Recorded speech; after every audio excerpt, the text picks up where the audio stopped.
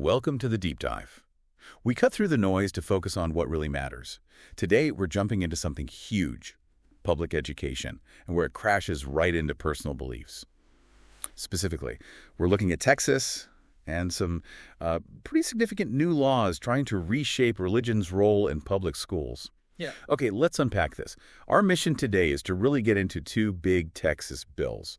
One mandates putting up the Ten Commandments, and the other allows for prayer time. We'll explore the legal side, the history, the practical stuff. We want to look at all the arguments, from every angle so you can get a clear picture of what's really going on, why this is more than just Texas news. Right. And you've hinted this isn't simple at all. It ties right back to, while fundamental constitutional ideas, societal values we've been debating forever. As we connect the dots, you'll see these new laws are really grappling with and maybe trying to rewrite a long legal history about religion in public spaces. The stakes are, incredibly high. Okay, so let's start with the first one. Senate Bill 10, or SB 10. Picture walking into basically any public school classroom in Texas soon and see the Ten Commandments on the wall. That's the goal here. The bill says schools shall not but shall display a durable poster or frame. And not just tucked away in a corner. No, exactly. It has to be in a conspicuous place in each classroom, elementary and secondary. And the details here are, well, they're really specific, almost strangely so. The poster needs to be at least 16 inches wide, 20 inches tall. Minimum size, yeah. And it can only have the exact text from the bill. Starts with, I am the Lord thy God. Thou shalt have no other gods before me. No extra commentary, no pictures. Just the text. Right. Now, funding schools have to accept donated posters if they meet the rules. They can buy them with district money, but they don't have to. So private donations are clearly anticipated, maybe even preferred. It seems like it. And this kicks in for the 2025-2026 school year, September 1st, 2025, unless they manage a 2/3 vote to make it happen sooner. Okay, so that's SB 10, what you see on the walls. Then there's Senate Bill 11, SB 11. This one's about what students might do or hear. Prayer time. A different angle entirely. Yeah, and this bill has this, really fascinating, almost provocative legal bit in it. The main idea is it allows school districts and charter schools to set up a daily time for prayer and reading the Bible or other religious texts for students and staff. Allows, not requires. That's an important distinction. Right. It's optional for the district to even adopt the policy. And if they do, participation is optional for students and employees too. Okay, but here's the kicker in SB 11. To participate, you need a signed consent form. Parent, guardian, or the employee themselves. Makes sense given the optional nature. But the form has to say more than just yes. It needs to acknowledge the choice, state no objection to hearing the prayers or readings, and this is the big one, include an express waiver. A waiver of what? A waiver of the right to sue under state or federal law because of the policy, including claims under the Establishment Clause. Wow. So you sign away your right to challenge it legally if you participate. Seems like it. And get this, even if you later revoke your consent to participate, the bill says that waiver remains binding. That's legally aggressive. Definitely. The bill also says the prayer can't be over the PA system, can't replace instruction time, and they need to make sure non-consenting people aren't subjected to it maybe before school, or only in rooms where everyone opted in. Logistical challenges there for sure. For sure. And same effective date as SB 10, September 1, 2025, or sooner with that 2/3 vote. That waiver, in SB 11, it's not just paperwork. It feels like a deliberate legal strategy. It's like they're trying to neutralize legal challenges before they even start by getting people to sign away constitutional rights. Yeah. It really highlights the legal maneuvering going on here. They're almost daring the courts to rule on whether you can even do that in a public school context. So it signals they expect lawsuits. Absolutely. Both the precision in SB 10's text and this waiver in SB 11, it shows these aren't just random ideas. They're very much part of this bigger national push, mainly in red states, trying to test the legal limits on religion in schools. Okay, so we've got the mechanics of these bills. Let's dig into the why. What's the thinking behind these laws? What are the proponents saying? This gets to the core motivation, right? Right. A big argument revolves around moral and historical significance. Proponents are saying that teaching Christianity, displaying the Ten Commandments, having prayer time encourages good behavior. It's vital for understanding American history. A sort of moral compass argument. Exactly. Representative Candy Noble, who handled SB 10 in the House, put it bluntly, it is incumbent on all of us to follow God's law, and I think we would all be better off if we did. Yeah. Supporters also talk about fighting what they call a generations-long moral decline. And some even see the whole idea of church-state separation as a myth. That's a pretty strong stance against established interpretation. It is. And beyond morals, they frame it as protecting religious liberty. They argue these laws safeguard the right of students and teachers to exercise their religious liberties during school hours. So focusing on the free exercise clause of the First Amendment. Yeah. Senator Mays Middleton, who wrote SB 11, said, quote, "Litigious atheists are no longer going to get to decide for everyone else if students and educators exercise their religious liberties during school hours." Pretty direct. And, what's really interesting is how they're using recent Supreme Court cases. The Kennedy case, presumably. Exactly. Kennedy v. Bremerton from 2022.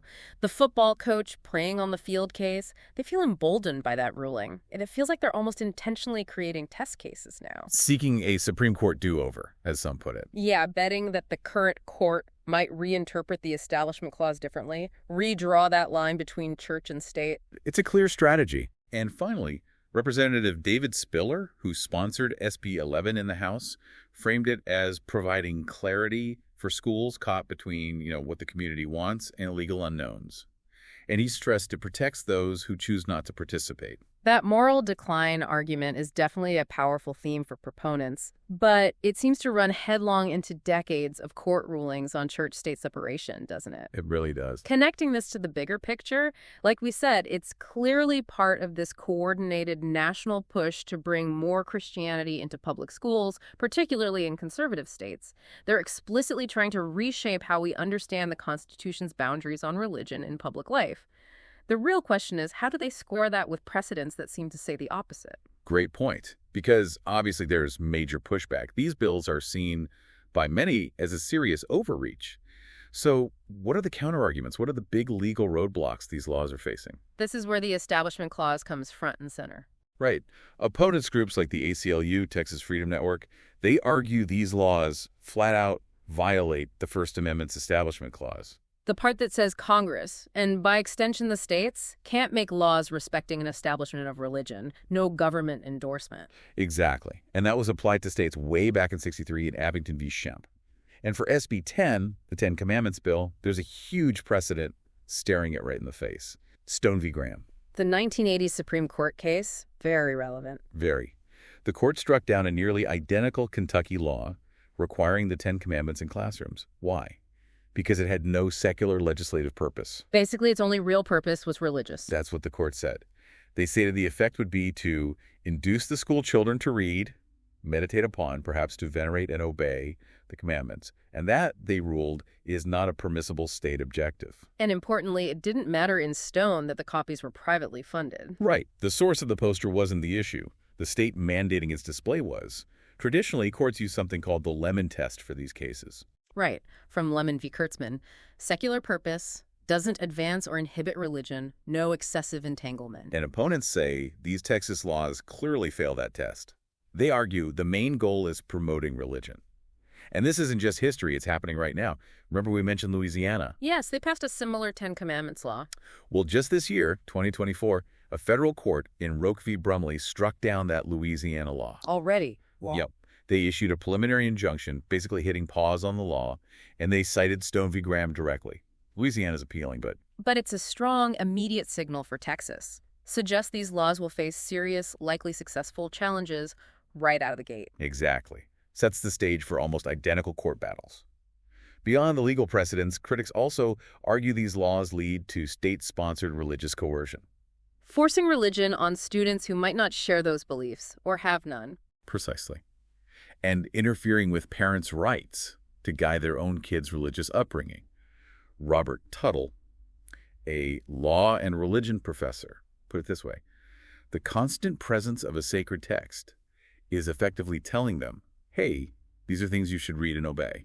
And he adds, that's not the state's job to do religious instruction. Yeah, it raises questions about inclusivity. What message does it send to students from minority faiths or no faith background? Exclusion. That's a major concern. Some opponents also bring up the Texas Constitution itself. Article 1, Section 6 says, no human authority ought to control or interfere with the rights of conscience in matters of religion, and no preference shall ever be given by law to any religious society or mode of worship. So an argument based on the state's own constitution, not just the federal one. Right. And you also have groups like the Teachers Union opposing SB 11. Spokesperson basically said public schools are not supposed to be Sunday school. And it's interesting, even Representative James Tallarico, a Democrat from Austin, who's actually a Christian, studying to be a minister. Oh, interesting perspective. Yeah, he raised concerns. He pointed out the irony of passing the Ten Commandments bill on the Jewish Sabbath and stated clearly, I don't believe the government should be forcing religion onto any American citizen, especially our children. He affirmed his belief in separating church and state. This really highlights that core tension, doesn't it? You have the free exercise clause protecting an individual's right to practice their religion. And then you have the establishment clause stopping the government from promoting religion. The Supreme Court in Kennedy protected private prayer, right? A coach's personal expression. Yes. But these Texas bills seem different. This is about the state mandating displays or the state setting up designated prayer times, even if participation is optional. Yeah. How different is that legally? That seems to be the crux of the challenge. Absolutely. And that distinction is key. Individual prayer versus state action. We need to talk about some nuances here because context matters a lot. Definitely. It's not always black and white. For instance, teaching about religion objectively in a history class or ethics or world religions. That's generally okay constitutionally. Academic study versus religious instruction. Exactly. It's the biblical advocacy, promoting religious observance, that crosses the line. And Texas has already dabbled in this with optional, privately funded biblical literacy classes, trying to stay on the academic side. And just to be super clear, public school students already have the right to pray individually. Silently, voluntarily, as long as it's not disruptive. Right. That's an absolute area. SB 11 even says it protects that. But the controversy isn't about individual prayer. It's about the state creating the prayer period. That's where critics say it becomes endorsement.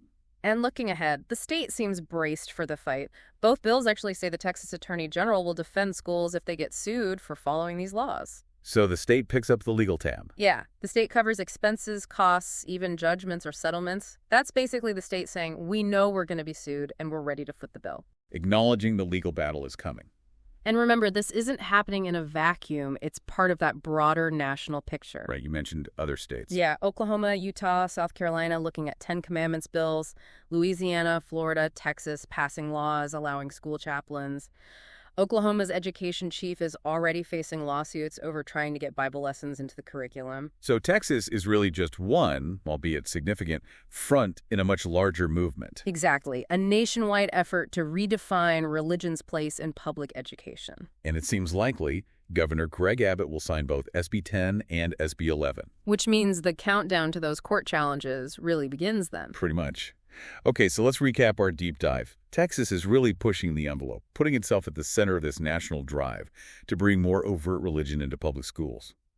These bills directly challenge decades of court rulings on the separation of church and state. Forcing a new look at the First Amendment's Establishment Clause. And raising huge questions about religious freedom, government endorsement, and what public schools should be in a diverse society. Right. And knowledge is most valuable when you understand it and see how it applies. This isn't just abstract legal stuff happening far away in Texas.